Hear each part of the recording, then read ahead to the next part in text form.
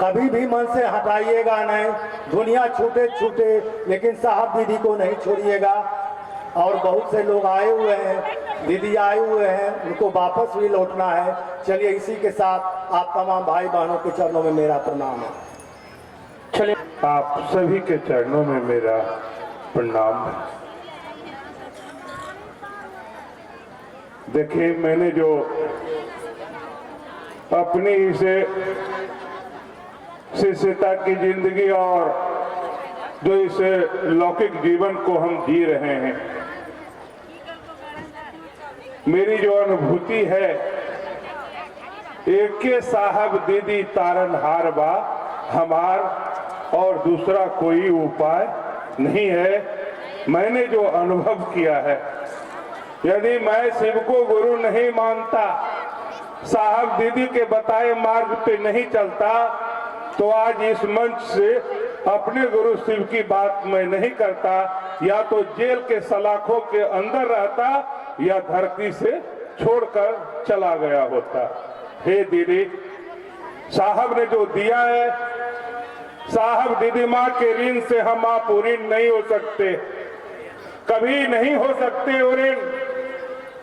ये अनमोल रत्न हमको आपको मिला है, लेकिन उन्होंने जो कहा है उस मार्ग पे हमको आपको चलना होगा।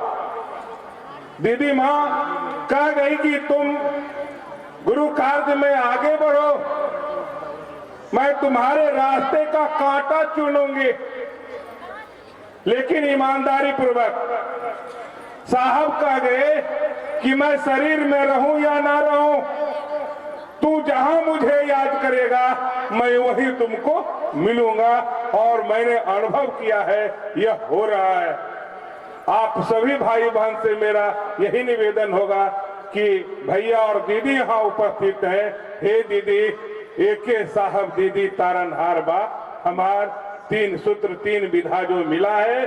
अभी कह गए सुरेश दा कि तू अपने शिव को छोड़, मेरे शिव को पकड़। वो नंबरदार की बात साहब समझा रहे थे, लेकिन मन नहीं समझ रहा था। जब शरीर छोड़ दिए साहब, अब मन में समझता है कि साहब क्या समझाना चाहते थे। तू अपने शिव को छोड़, मेरे शिव को पकड़।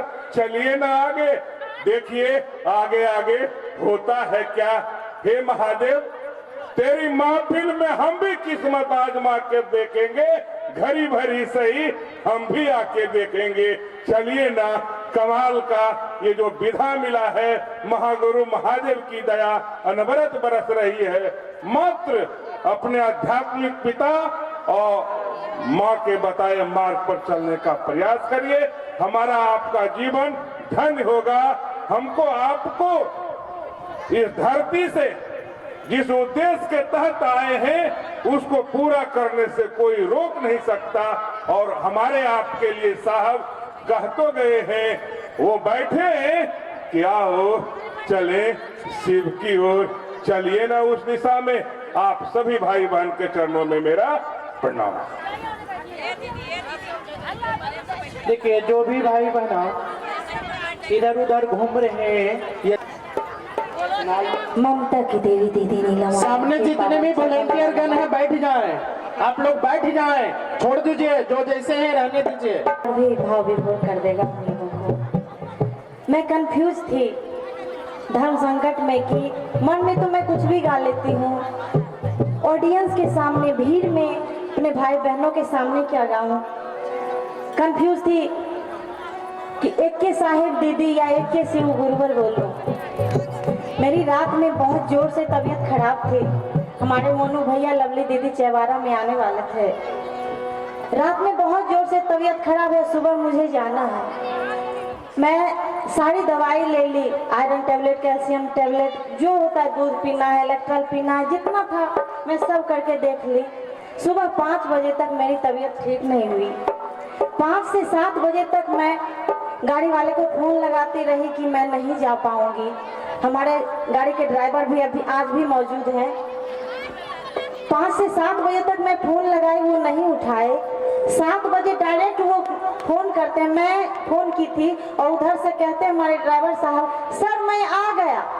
मैं फोन कर रही थी कि मैं नहीं जा पाऊंगी और ड्राइवर साहब फोन करते हैं कि मैं आ गया सर। उनको लगा कि सर फोन किए हैं। जानते हैं मैं बेड पे थी और मेरे मुंह से निकलने लगा अपने आप, एक के साहेब दीदी ताड़न हारवा हमार, एक के साहेब दीदी ताड़न हारवा हमार। और पता नहीं कैसे मेरी तबीयत ठीक हो गई, कहाँ से मेरे शरीर में ताकत आ गई मुझे नहीं पता। और मैं जैसे बेड से उतरी और मैं तैयार होने लगी कि मैं अब जाऊंगी, तो बस गुरु की दया से गुरु के चरणों में भजन, एक निवेदन खुद से भी आपसे भी।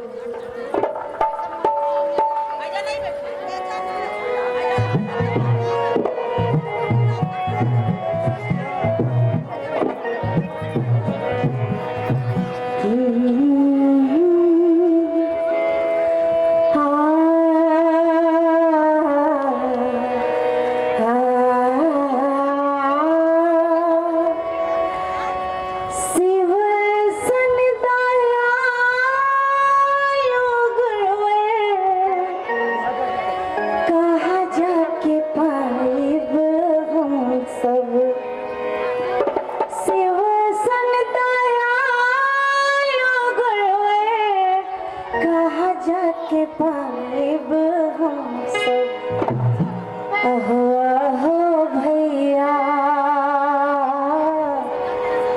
अहो अहो भैया,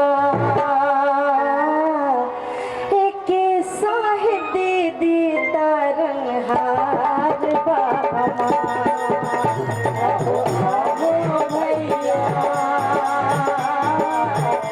एक साहिब दीदी तारन हार बाबा।